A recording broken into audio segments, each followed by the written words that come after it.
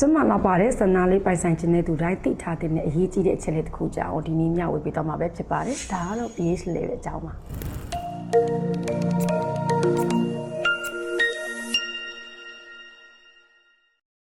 Hello everyone ဘဝကိုအယောင်နေတဲ့ချက်တလို့သင်္စံဂီတာကိုလည်းတက်ဝင်လာပါစေမယ်ချော်စုလိုက်ပါ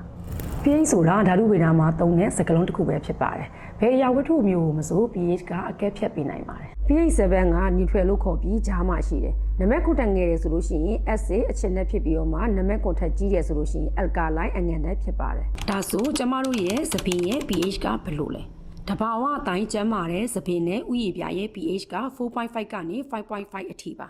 ဆန္ဒသွဲအကောင်းဆုံး pH ကအနည်းငယ် acid ဖြစ်နေရပါမယ်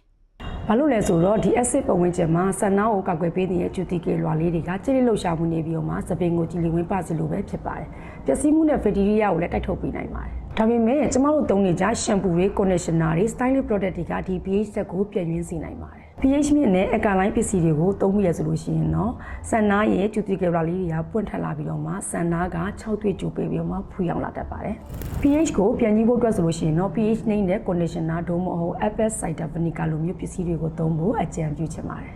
ရှင်းမပြောခဲ့တဲ့ pH level အကြောင်းတွေသိသွားပြီဆိုတော့နောက်တစ်ခါ shampoo ဝယ်တဲ့အခါ product ယူဝယ်တဲ့အခါမှာ pH balance ဆိုတဲ့စာသားလေးကိုသတိထားကြည့်ဖို့မမေ့ပါနဲ့နော်သူတို့ကဆန္ဒရဲ့တဘာဝ pH ကိုထိန်းညှိပေးနိုင်တဲ့အပြင်ကျန်းမာလာပါတဲ့ဆန္ဒလေးဖြစ်အောင်ကူညီပေးနိုင်လို့ပဲဖြစ်ပါတယ်